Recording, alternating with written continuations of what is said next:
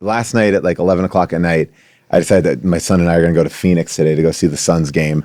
And we just bought tickets and picking them up early from school. And we're just going to go. Oh, that's awesome. So your fun. heart out is because you're taking your kid to a Phoenix. Like, that's so fucking rad. So good.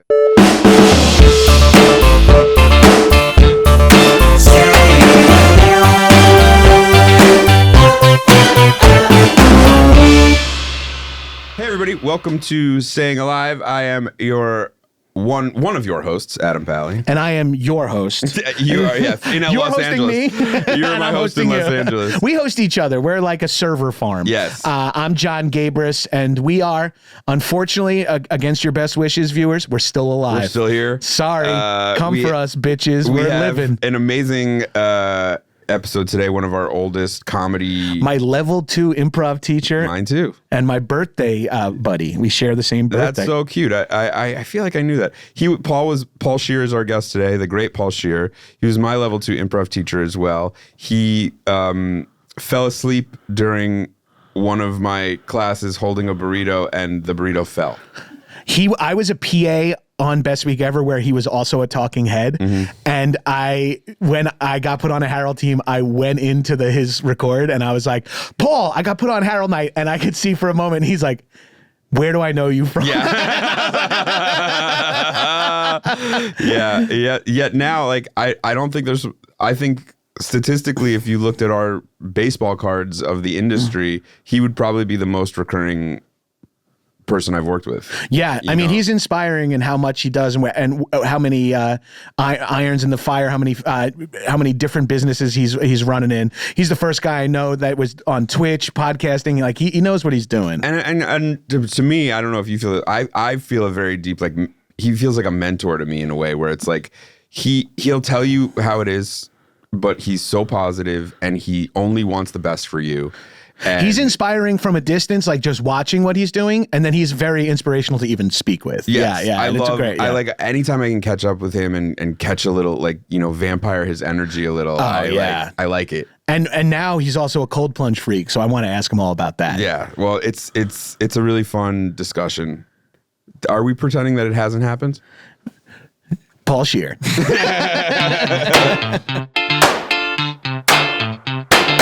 Paul, how you doing, man? Guys, so excited to be here. Thank you so much. I like your rubber.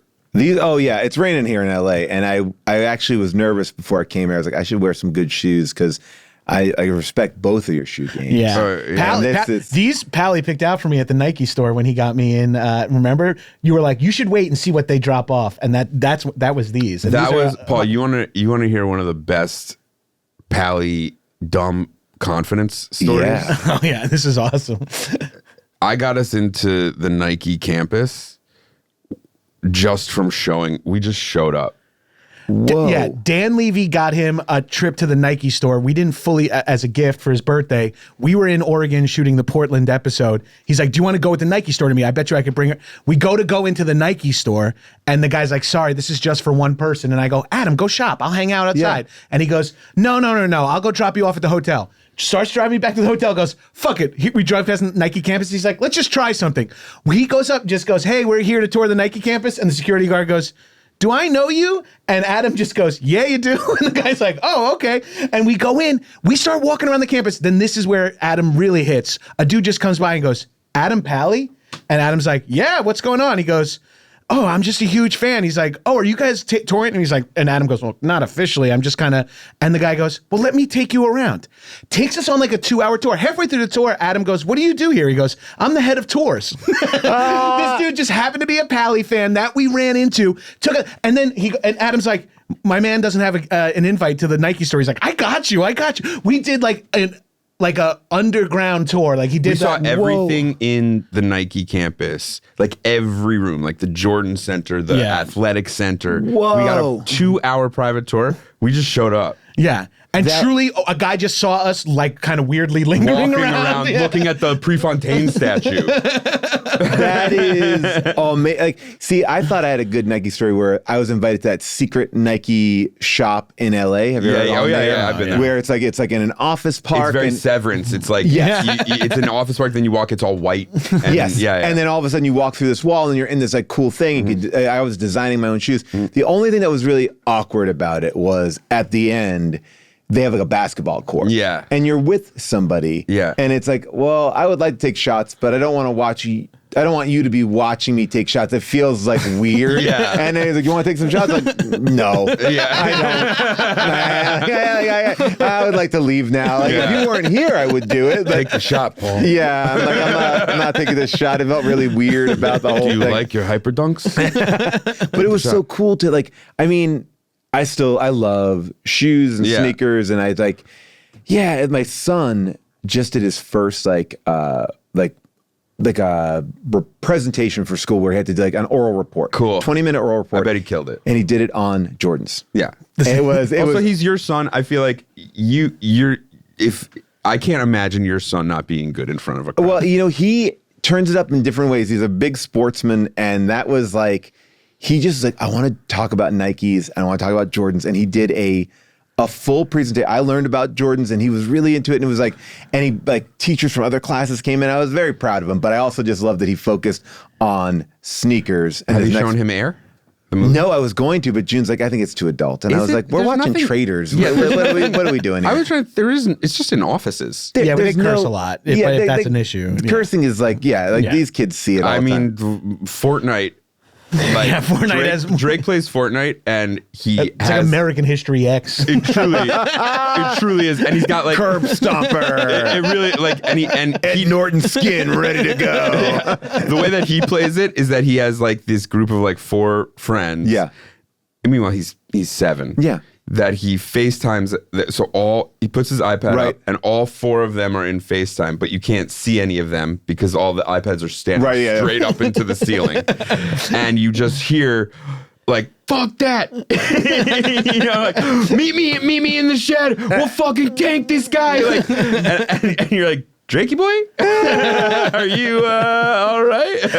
Is there a part of you that wants to be like, hey, son, I love that you're so into sneakers, and I promise once you're done completely growing, we can buy all the expensive sneakers in the world? Well, that's the thing. Because he's like, got to be blowing through them every year, right? But, even more quicker than that. But what I try to do is get him a nice sneaker for playing basketball. Yeah. And that's what he cares about. He has like Anthony Edwards that he wears. The AE1? Yeah, AE1. There's a great. The Dr. Green ER sneakers? the Anthony Edwards. The Goose 11s? Yeah. I got to ask they you always something. Popping off. I got to ask you something about those Anthony Edwards, because Cole, my son, my oldest, is playing in them. Yeah. And we're having a problem with the laces. Oh, really? Yeah, because the laces are so thick. Yeah. That they even double, triple knots, they're popping open. My son's shoes are always untied, and I'm always like watching games. I'm like, tie his shoes.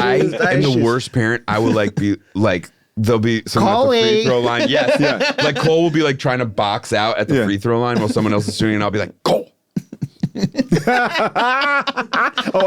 June kind of has done a couple. My wife has done things where she's like reprimanded Gus about his sportsmanlike conduct, like at the end of games. Like June just marches across the court, and you're like, you never do that again. Because like Gus will mouth to some refs. He's like, what? Well, I mean, he's been watching Luka. Yeah, right. Like that's like the NBA. Gus just having a beer after the game.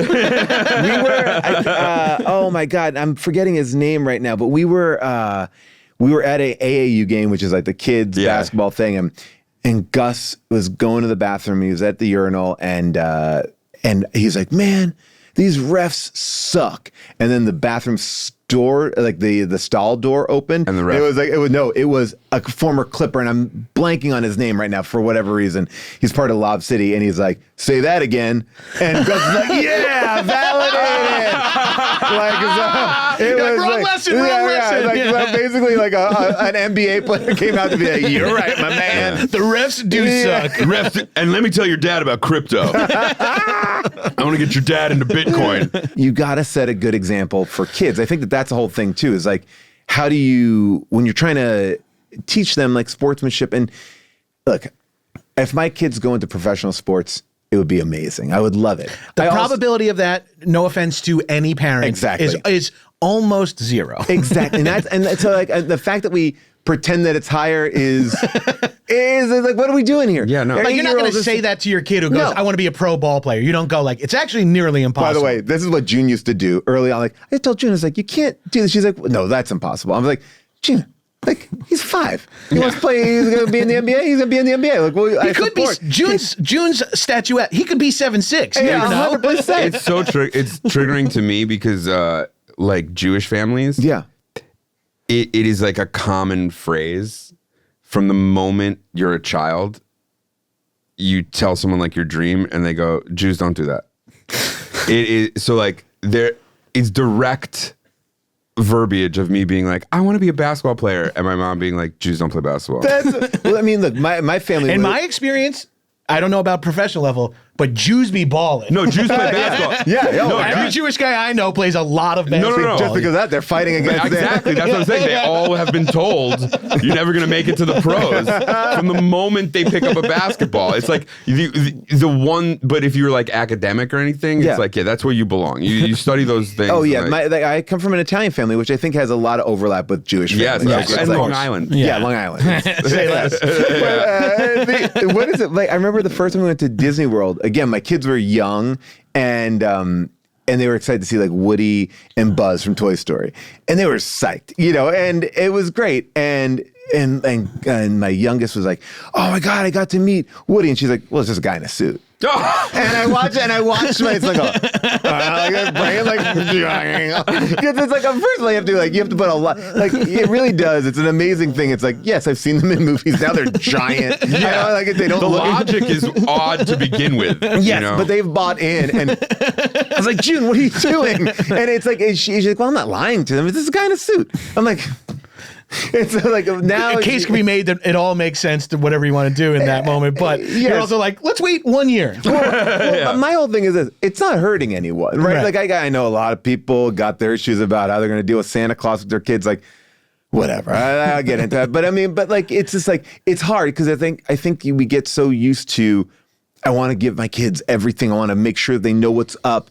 But then there's a fine line. You still have to create like fantasy, and you have to create like dreams and hopes and desires. Like, they'll figure out if they'll get into the NBA. Like last night, my son, who's 8, was like, "Yeah, I'm probably gonna play on Liverpool for soccer," and I was like, "Cool." I was like, it's gonna.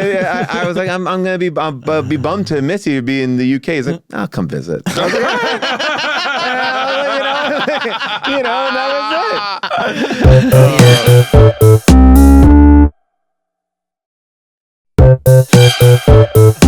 So we ask everybody this, but just take us through what you're doing to stay alive. Like what's your physical and mental reg? of it? Okay. For me, it's like multifaceted, multi-pronged. I find that the biggest thing that I can do is not deprive myself or subscribe to something so exclusively that it makes me either hate it in 6 months or like just get like I want to jump out of my skin. Like I Right. like people who are like, I don't eat dessert. I'm like, eat dessert, just don't eat the whole fucking Right. thing. Yeah, or like not every meal. Or whatever. yeah. Yeah. Balance. I'm primarily a pescatarian, but if I see barbecue, I'll eat it. Like but not all the time. But I will touch into those things, so I'm not like craving it or You're not not feeling depriving yourself of anything. exactly. But at the same time, I'm able to like draw, and then it allows me to draw these like lines that just kind of, I think, hold me together a little bit more. You hear a lot of people say like the 80-20 principle. Like, Oh, that's stick smart. to something like 80% of the time, and that's going to be great. Like if you're a pescatarian 80% of the time, but 20% of the time you're Yeah. jamming down ribs, you're going to be all right. You'll be all right. Yeah. Well, it's like the whole idea too is like it's all about like balance on some level. Like somebody said this thing that I thought was really good, like mental health wise. They're like, whenever you get into a fight with somebody, they'll say something that maybe labels you. And then your immediate response is like, fuck that. No, I'm not that. And you get into like this fight. And and it's because I think that we get this feeling of, I don't want to be attacked. I'm actually a good person. I'm a good person. You can't say that about me. I'm not that. And I know I can fall into that trap too. And I think that this mentality was really interesting. It's like, think of yourself as a good-ish person. Like, I'm primarily good. I'm pretty good. But yeah, I fuck up sometimes too. And if you start to like look at yourself as that, you're open to criticism. You're not holding yourself to a higher standard. And you're allowed to be like, oh, I can be better.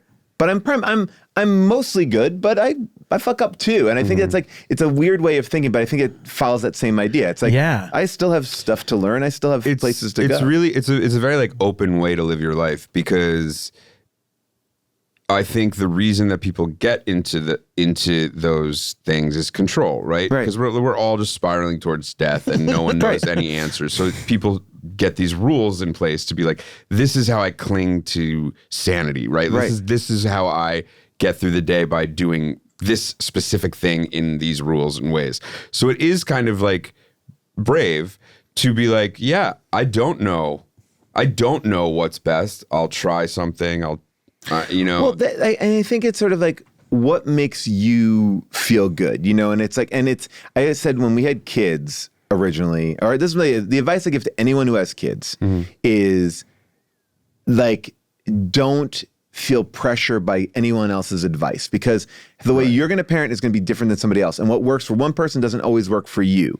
And it's like, well, you put your baby down like this, then it's going to be, it's like, well, I have two kids. They were both very different. Different things happen with them both. And it's like, you have to be open to just knowing. It's like, well, what's good for them is not good for you. Like somebody. And even us as babies, like our parents' generation, it's like, we are already doing car seats. I don't remember a car seat ever. Everyone is doing better than our parents did to us. 100%. So, yeah. And that's a big step. I was saying that like there's our parents, like, and their parents had a closer connection than us and our parents, because like I think there's been a lot of mental health work that I think, universally, not specific, but that has like gotten us to a place I think that we are just more open as parents and are a little bit more like finding that balance of still being a parent, but also somebody that our kids can talk to and have like an open conversation. I think this generation also benefited from, and this is sort of anecdotal, but being a little older when you had the kids. Yeah. Having a little bit more developed as an adult, like thinking my mom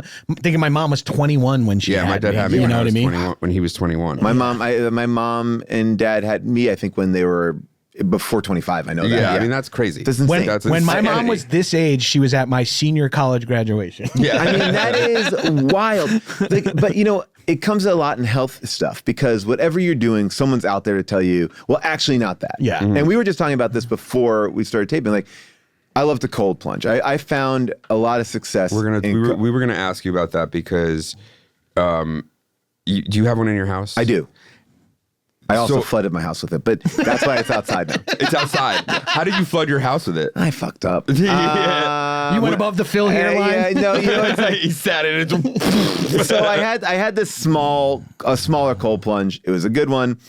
And oh man, it's a little back into a couple things here. Were you keeping it in the garage, or do you have like a gym area? A little gym area that we have. It's very small. It's like it's almost like a prison gym. It's just like concrete walls. They don't have gyms in prison. Well, they got it. That's like the one thing they have. They have the yard. They're all working They out. have weights. They have weights. Yeah. Like, hey, They don't have a steam room.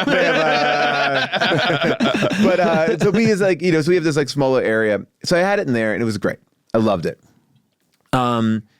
And that day I didn't take my ADD medication. I was cooking dinner. I put the hose in there to fill it up. It takes a little bit of time. I checked on it once. I checked on it twice. Totally forgot about it because I got caught up in this Hulu documentary about this woman who faked her own death. And I went downstairs. It was like, oh my God. I flooded. And was the hose running? It was about an inch of water. And luckily it was in the basement. It was not, but I haven't felt this way since I was like 15 years old. I thought, I'm in trouble. Yeah. I'm in trouble. I was like, oh, no. This is my house. This is my house. I'm like, who's going to yell at me? But I don't know. Like, it was like, I was like, June's going to yell at you. Yeah. But oddly, she didn't even yell. Because I was like, I just felt like, it's like, I was like, oh, but it's my, like, I realized this. I've been thinking about this a lot lately. Like, there is like, if I see something in front of my house, like a piece of paper or like garbage. I look at it, I'm like, fucking garbage in front of my house. I'm like, and then I realize, if I don't pick it up, no one will. Right. and then I pick it up, and then I'm like, that's what I need to be doing. I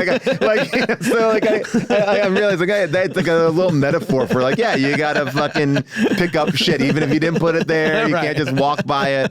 I felt this pressure of like, oh fuck, I fucked up. So now the cold plunge is outside, but I've been doing it for like 2.5 years now. Really?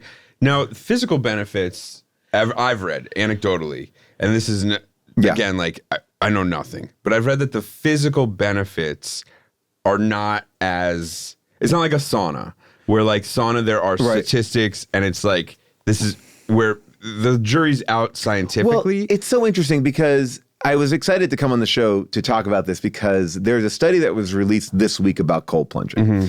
And I read it. And first of all, a lot of the studies on cold plunging are very like loose science. It's like 3,000 people across all these ages. It's like, it doesn't. And so I was like, and it was like, well, and the article was like, some benefits, some deficits. I was like, huh. Deficits? Right. And so then I typed in cold plunge study, and it was all the same study, 10 different articles. And so I'm like, good for you, bad for you, good for. I was like, wait, how? Like everyone read this study. Pull whatever details you need to make whatever headline or thesis. It sounds like Big Sauna is out for cold plunge. Well, I get those fucking guys with their heat, and their rocks. It's a song of ice and fire, as always. What I like about cold plunging in the general sense is it's been around for a long time, right? When I was going to the Russian baths back in New York, it's like you cold plunge, you do the steam room, you go back and forth. You should end on the cold plunge, not the steam. But that's been there. That's like something that's been around for a long time. It's not like a red light, which apparently is good for you, but it's like it's not new. It's not new tech. It's just cold water. Right. And I believe in that, like, because like I'm like, and then we look at athletes. Well, they've been getting in cold plunges their entire career. Like every player you ever see, they're wrapped in ice. They're in the ice bag. They're in the thing. So, like on that level, it was interesting. But then what I really love about it is, and I think it comes down to this idea, which is, if you do it, it's never fun. It's never like, I can't wait. The getting in, like the moment before you get in. Once I'm in, I'm fine. But the moment before I get in, horrible. It's like you're doing something kind of impossible. And you're starting to, mentally, I think, to your point, you're training your mind to be like, I can do hard things, right? Like every day, if you start off every day going, I can do a hard thing, then the day becomes easy. Yeah, and you're not at like risk for death or anything with this. So you're like simulating it mentally where you're like, I don't want to do this, but I must. And it's like, that feels to your body like you're standing up against a predator. How cold is your thing? So I know that technically the science has shown that anything below 59 and below for 3 minutes, 5 times a week, that is like where that's where the health benefits are. Wow. Right. But now you have insane people who will jack that down to like 30. Yeah. And then like their testicles shrivel up inside their body. I've seen like crazy shit. I'm like, I've seen so many images of testicles. Oh man, I'm looking. Then I Googled shriveled up testicles from ice bath. I read a bunch of articles, good and bad, on that. I typed in SH and then immediately went to shriveled up testicles. I was so proud of myself because we were in Sketchfest this week and I was talking to Lisa Gilroy, and we were talking about John Wayne Bobbitt. Were you there for this when we were talking about? Maybe not. Like we were talking about John Wayne. That conversation. So we were talking about John Wayne Bobbitt, and she's like, "Well, he didn't really know the story about because she's young." Yeah, right. Like his dick got cut off, and she's from Canada too. So I think it's so like, there's definitely it missed. Right, she's from the woods of Canada. Yeah. John Wayne Bobbitt. It wasn't all you talked about in 7th grade, like me and my friends. Obsessed with the idea. This is the worst possible thing that could happen to someone. It is insane, and she threw it out the window. They found it on the road. So like she's like, I wonder. I know that he got it repaired because he did porn. Like that's what I remember as a kid. Like he was in a porn, and that was like part of Buttafuoco? Buttafuoco was in a porn too. Yeah, they all were, and that was. I think did the whole they fuck thing was, each other? Joe, man, I bet you there could have been one of these things. If there was, that is the tape I need. All right. So I typed in John Wayne Bobbitt's dick, and I just like this, and like gave it because I was like, she's like, I want to see it. I'm like, you look at it, not me. I don't need this image in my head. She's like, look at it. I'm like, nope. And I was like, got it off my screen. Like I was like, I don't need this. But cold plunging, like so where I'm at is like I do 49 or 50 degrees. I do it for 5 minutes, and I try to be underwater for 45 seconds to 90 seconds. Like that's, I can kind of hold my breath under there for that fully long. submerged. Fully Head submerged. under. Head under. Wow. I do that. So when I get in my cold plunge, I go fully under, Yes. fully submerge, and then get to like that vagus nerve. Right, Like that's what I'm like, I'm like and I'm like this for the remainder of the 5 minutes. So Yeah. I basically I go under, I stand there for a couple seconds because at that point my breathing is not like ready. So then I pop up like this, and then I kind of do the last minute and a half, like I did for underwater because I feel like I want to get like fully. Yeah, it kind of I do my face at the end. That's what that's I do. nice. Yeah. Yeah. We briefly spoke about this. If it came out that the cold plunge is completely placebo and doesn't actually do anything physically, I still think it would never drop from my routine for how I feel after. It's like my meditation maybe or something. Well, that's what I was going to say. Like you're in there and you are like, I think you can focus on breath work, and that's like the Wim Hof method, right? Yeah. There's like this idea, like, and just getting that breathing, it is meditation. And I've done meditation. I love meditation. With 2 kids, it's not really in the cards. Yeah. Yeah. But that's my time where I can't do anything else. No I'm in a phone. fucking freezing cold tub. Like, so it's like, I'm just there and I'm just like zoning out, and I feel great. Like, and I agree. I would not take it out. Now, here's what I'll say. I'd be hard pressed to say it does nothing, because agreed. I used to feel like I needed massages a lot more. I play tennis like 3 or 4 times a week. I don't get like pulled muscles. I feel like that is really like helps my body heal better. I'm like, it just feels like my body feels It's got better. to objectively help with inflammation. 100%. Like Yeah. that, like Well, that's, I mean, like that's so obvious because, like you were saying, like every athlete's done it forever. You know what I mean? I mean, there's a reason, like, the makeup artist on Happy Endings, who I still work with, Kathleen. Yeah, I love Kathleen. Yeah, she's amazing. Every day, she would take a big bucket of ice and do the Once Upon a Time in Hollywood with me. Yeah, and take my face, even if I wasn't hungover, because I just have such a puffy, big face, every day. Well, and it works. It really works. This is Paul Newman.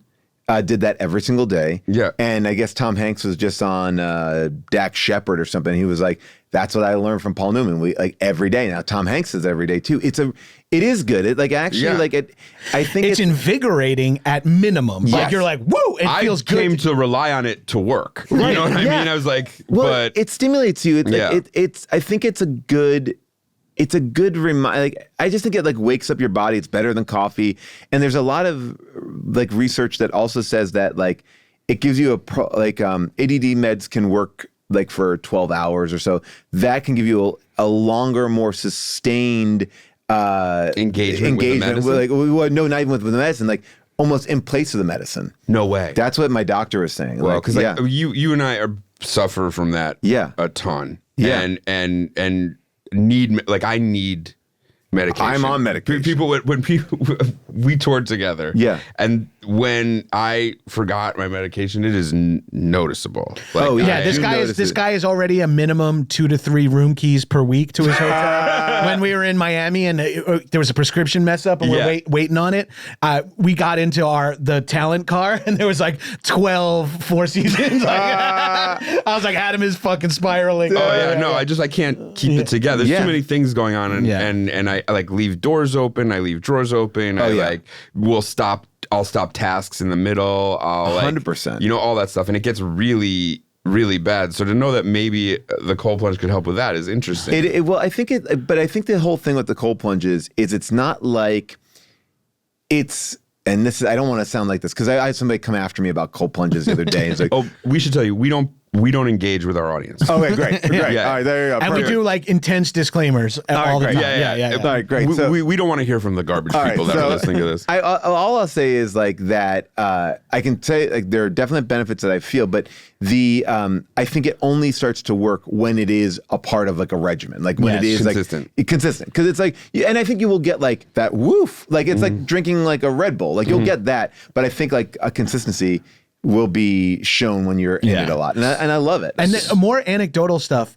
I really like the way my body looks right after the cold plunge. It feels tighter. My skin is a little better. Because it's like you are almost flexing your body, like you're burning. You're like this. Yeah. And that's what they say. It helps you lose weight too. It helps you slim down. Like, I'm like, so I'll do that, and I do like a red light sauna. I play tennis. Are you gymming? I don't gym. I have, like I said, I have that little like prison gym, the non-prison gym. Yeah, I got the yard center. But no, like I'll do. That's where you said June sharpened up that toothbrush and hit you like 3 times. I was like, ah! She did it right while you were walking by. You were walking by her. Welcome, fish. She's like, DeSanto says hello.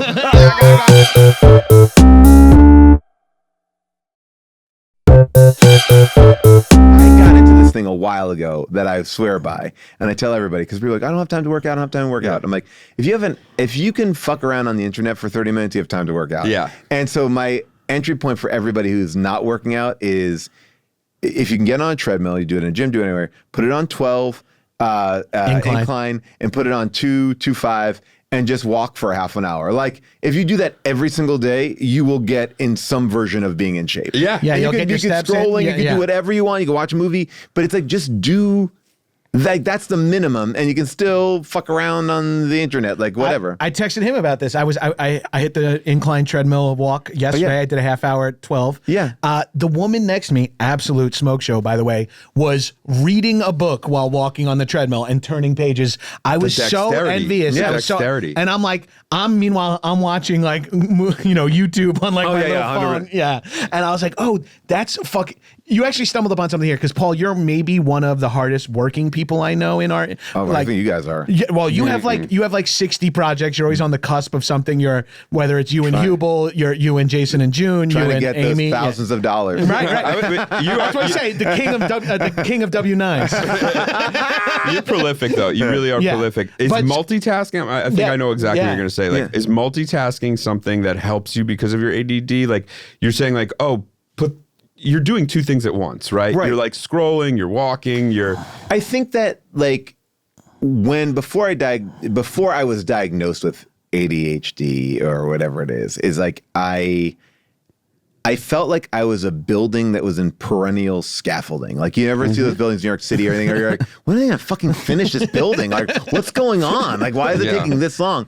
So I had a lot of systems and structures to keep me in check. Like, so I don't notice like my productivity being changed, although June says I should up my meds because I'm on a very low. I'm on a child's dose. What do you if you don't mind? Because I can tell you what I'm on. I will happily tell you. The only reason why I don't ever like talk about it specifically is because I'm like, I know it's to each their own on what medicine works for them. But I'm on Vyvanse 20 milligrams. Oh, that's the same thing I'm on. Okay, so there, great. Yeah, okay. That's an appropriate amount for someone our size. Right. Yeah. Right. Because a little more will jack you to the moon. Well, that's what I kind of feel like. And so, so like I feel like I am in control. Although, what was interesting was I watched. I was noticing some things with my son, my older son, and I was like, "This is me. This is me as a kid." And I had just gone through my own diagnosis, and it's like one of those things, like when you have friends who stop drinking or that have, I don't want to call them alcoholic, but whatever, they'll say, oh, you're drinking. Like, they start to see it. And I didn't want to be that person where I'm like seeing ADHD and everything. Everywhere. But I saw it in my son. I was like, this is it. And it took me a bit to kind of convince my wife to kind of, can we just like explore this and go? And we went and we did like this massive testing with him, and he got his diagnosis. And we put him on medicine, and like it was like a shocking, it shocked me to a degree. Like, his turnaround was amazing. No, it's almost the same thing with Cole. Okay, so it's like it's amazing. And what I noticed his doctor did was he's like, you start off at the lowest dose, then we do that for like 2 weeks, then go to the next dose, do that for 2 weeks, and then he kept on going up, and then we hit a point where we got to a thing where he couldn't sleep. It was like he took the dosage and he's like, okay, that's, now we've gone too far. Back it and up. we go back down. And then that's the one that's kind of perfect.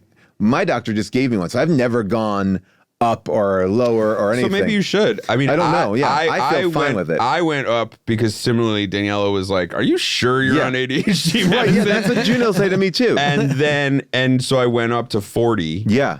And was like, I was just like up, awake, staring at the ceiling. Okay, 24 hours a day. And then that started to get me crazy. So I was like, I can't do this.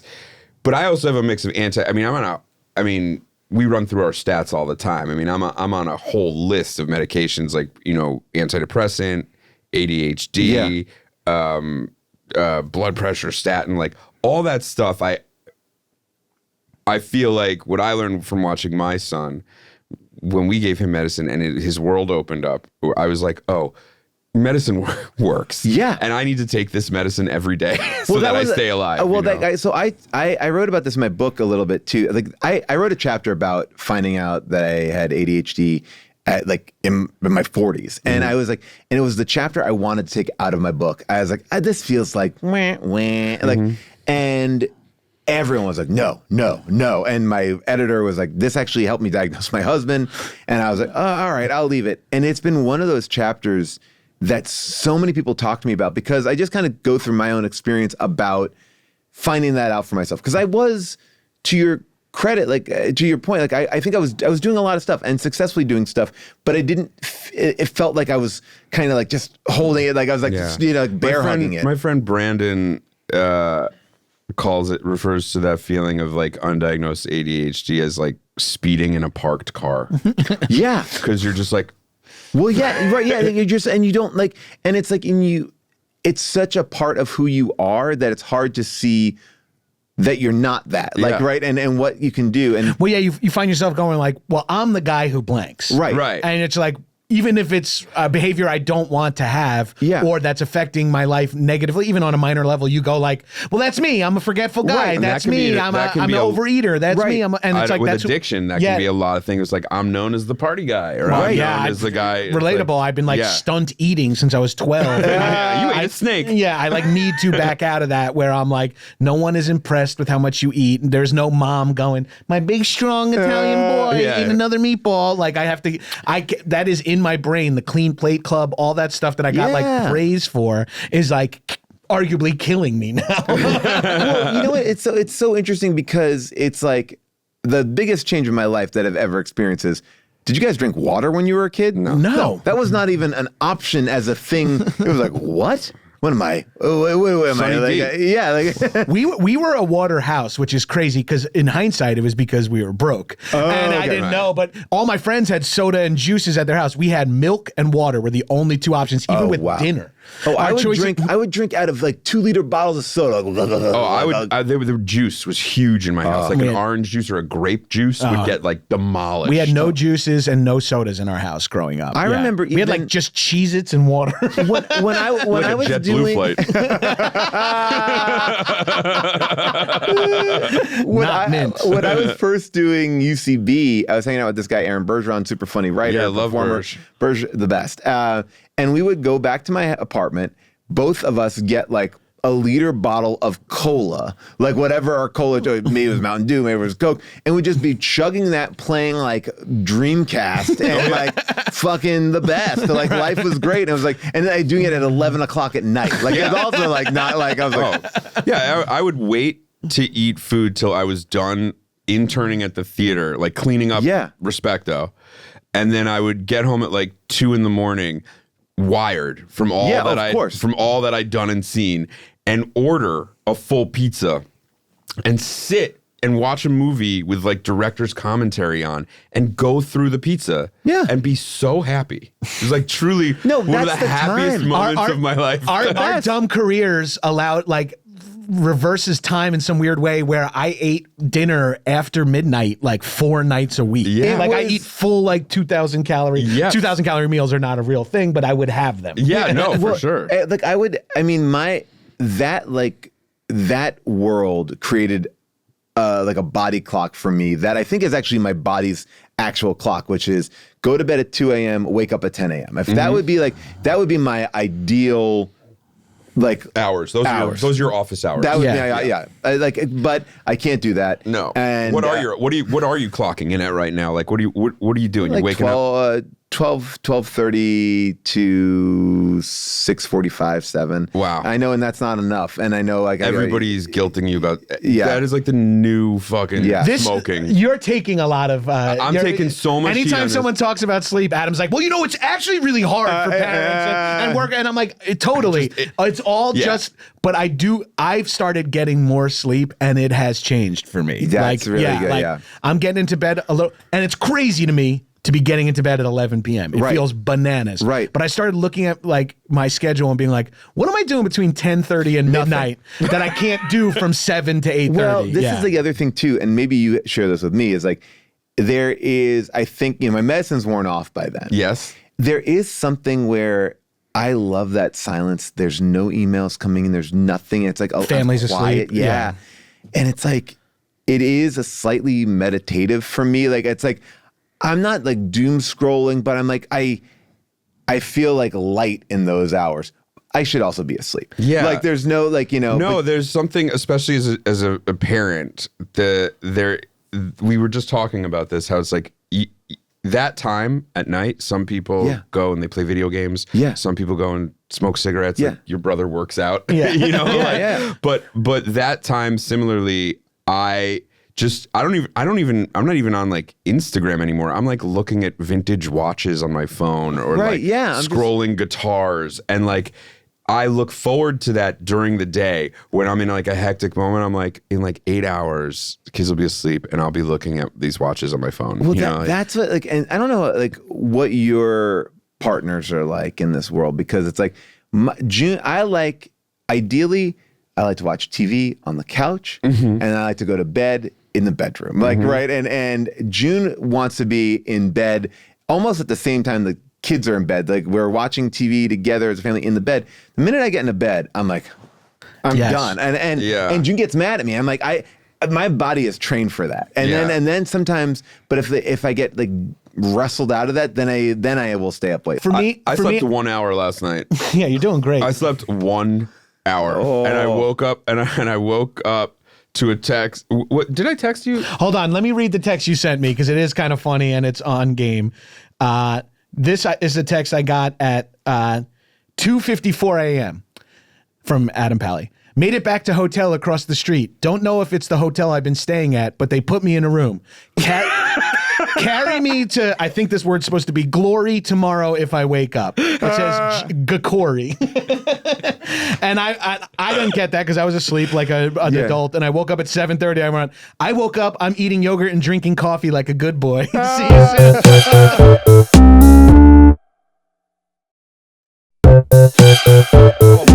Because we've all known each other almost 20 years, and is this new? Like when we started the theater, and we were doing all that living, hard living. Like, did you always have an eye on your wellness, or like? No, not at all. I think that part of that is like culturally we are getting like more aware. And I think the internet has opened up doors that maybe should be closed. Like, right? Like, but it's always like when I was growing up, it was my mom might have had a Jane Fonda tape, right? And Richard Simmons was on TV, and Deal a Meal, right? And exercise was exercising was, well, if you're overweight, you exercise. Yeah. Right? Or prescriptive. Right. Or it's like, or if you want to be like Arnold Schwarzenegger, then you exercise. Right? It wasn't like we do this to supplement our lifestyle, right? That was not like my family was not sporty. Although my stepdad did play tennis. But which you now have. Right? I play, but he would never teach me. He was interesting. My stepdad was. Well, I listened to the book. Yeah, I was gonna say. Oh, well, that is a different stepdad. Different stepdad. Yeah, okay. Because if you're playing tennis, that's like a weird. Like, I'm gonna beat you someday. I was just gonna ask, like, what was the ball? Me. Your little bald head. He just called it tennis. He was just hitting me with a racket. So. It wasn't really, then all of a sudden it was like, well, I guess I'm in New York City. I guess I should join a gym. I believe that joining Bally's in New York City is what gave me athlete's foot. I'd never gotten athlete's foot before. I was like, I thought you were going to say confident. Oh no! I was like, oh man! I was like, my foot. Like I was like, I never had any. Like my feet used to be great, and I was like, this fucked. Like there was one gym that I'm like, this whatever happened in that fucking Bally's on the west side. I know it, and I know that Bally's. Is that the one on 14th and this is up higher, up on 50th. Like I know that Bally's too. There was 2 Bally's in the city. There was that one on 14th and 6th. Yes, I know that one. That too. was like huge. Giant. It was the biggest gym I've ever seen in my life. I think it's an Urban Outfitters. Yeah, probably makes sense. Yeah. But like then I started dating June, and June was like a runner. June used to run all the time, and then she's like, "You got to run with me." That's not good. Exercising with your partner? Well, exercising with my partner, I would do no problem. Mm-hmm. Running is like that's like some bodies are built for running. I am not. My body is not built for running. It's just not. Like I can run in games, but I can't do long distance running. And then June would like make me try to match her. I fucked up my body so much just by trying to like run in the streets with June. She would run for so long. This is where you know heterosexuality is a curse. You're like, yeah, I'll try whatever hobby you want, hot girl. Yeah, I was like, let's go. I was like, I love to run. You know, she's like, no, you could do it. You could do it. And I've also now learned with June, like when I could trust June's opinion on like certain things. But I was like, so she gave me like, so, but that was like the beginning of it. And then we came out to LA and then we started going to, we had a trainer together. And that was actually really fun. Like, and it was like fun to work out together. It was challenging. Oh, but the best, all right. So the first time I got into like working out was, gosh, I don't remember how this came to be. There was this guy named Bogdan. Bogdan was Regis Philbin's exercise guru. They had a book together. He was like this little Romanian dude. He was like, "Hey, come on, Reg!" And I don't remember how I found out about Bogdan. exactly. He was like, "Oh, yeah." And I was like, and for whatever reason, I got into Bogdan's gym, which was like a floor of a building. Not a gym. It was like medicine balls, sticks, and like weird. It was like they were from a family that taught like Olympic judo. Like that's where their background came from. Dude, first times I worked out there, I puked every single time. Like, and it was like, yeah, that's what you have to do. He's got, and it was like, and it was like our exercise. My thing was like, you're running up 4 flights of stairs, you're running down 4 flights of stairs, you're running back up 4 flights of stairs. It's like medicine ball push-ups. It's like, or sit-ups. It was old exercise that made me like, I was like, I would lay on the ground for 20 minutes after those workouts. It's like, oh my God, that feels it was like, it was awful. And that was like the first like of like, I got to work out. And then it was almost like my body was telling me how out of shape I was. Mm-hmm. And then it was like, but all those things I fell off on, like the gym memberships, the crunches, all these, you go and you're like, you have the best intentions, and then it was expensive.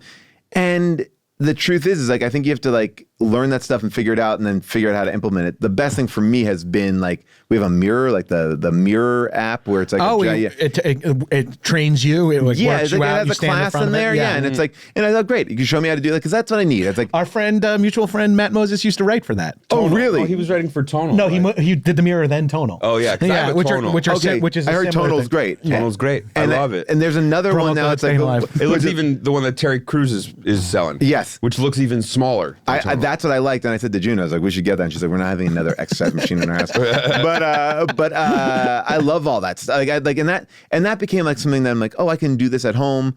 And then the next biggest fitness journey that I did was on Black Monday season 2. You had to get thin. I had to get thin. I had to get thin. I had That's to. The dream. Yeah, because it's like the carrot. If the carrot is work and money. Oh, and you got thin rollerblading. Well, yeah, and that was it. Yeah, and that was it because the thing was this. I was like, I want and it was so I was under your impression. I was like, oh yeah, they're gonna pay for me to get like thin. They don't care. They were like, they just say you better show up. Yeah, they were like, just rollerblade. We just want to be funny rollerblading. I was like, no, but if I'm rollerblading every day, like I'm gonna do it. And so I was a little bit out of shape, and I was intermittent fasting. I was taking rollerblading or roller skating lessons. It was actually roller skating. It was not even rollerblading. And it's like holding this woman's hands in Burbank as we are like going over things as I'm like trying to learn how to stop.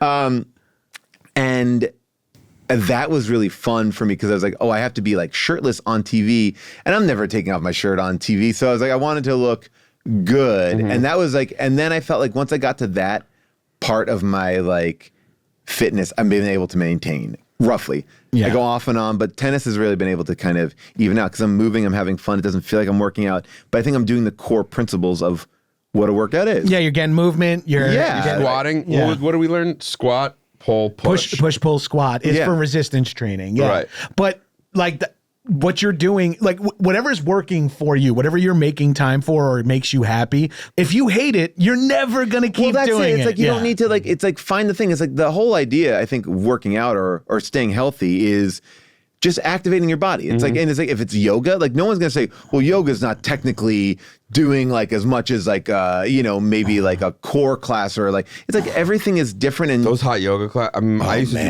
Bikram. My dad was like super into Bikram after the documentary. And, but 90 minutes, super hot. Oh, doesn't matter what you're doing. And like, I think it's like, it's just, I think everything is about balance. And I think especially when you think about, health, it's like, it's also balance of like mental health, physical health, and then like personal health. Like regardless of what your job is, it's like, you can't have all your eggs in your job basket either. Cause it's like, that will fuck you over. Like it will just fuck you over. And it's like, you have to be happy with your friends, your family, with what you do, because we are not given tomorrow. We only have today. It's like, and we What's can't. your therapy regimen? You in therapy? I am in therapy. I go to therapy once a week. Once a week. And you and June going together? We have gone together, and I think it's good. I don't mind it. It's just like, I say to June, I was like, I don't want to do therapy twice a week. Like, it's fatiguing. My wife and I talk about this all the time.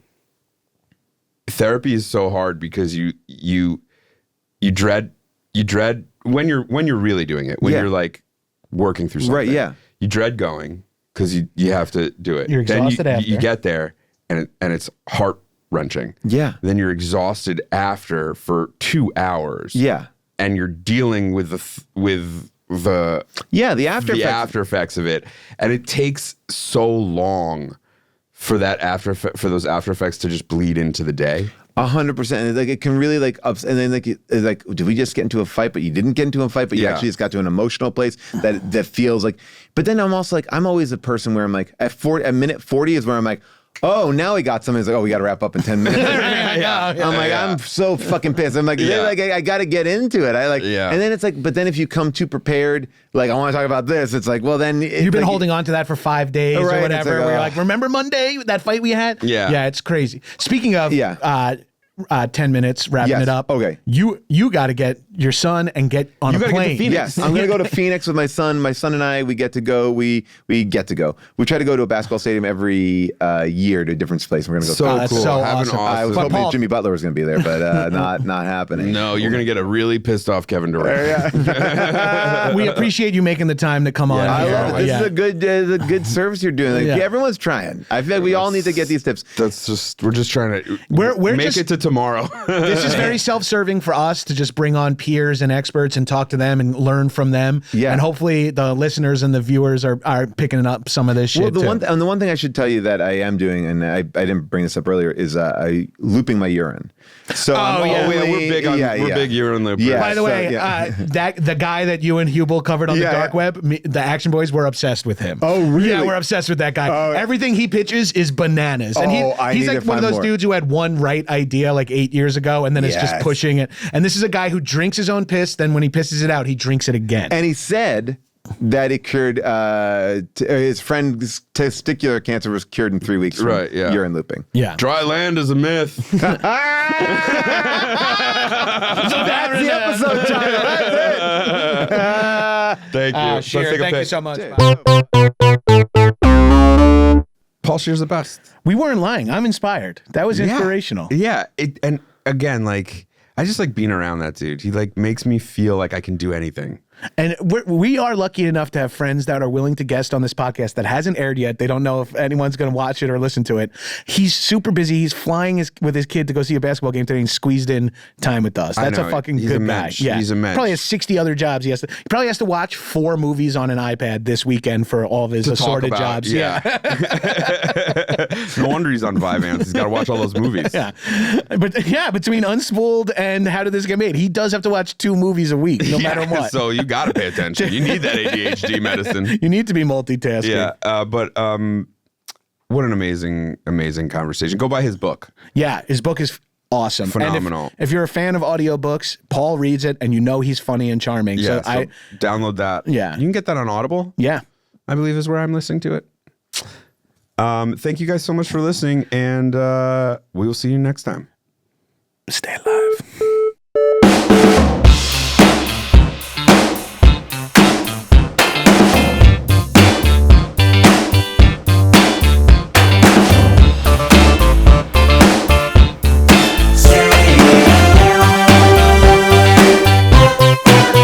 When I was a ref, I still am, I guess. But when one time, Hey, you're never not a ref. thank you. In my car right now, I got my yellow shirt ready to go. Smart. Less. Media.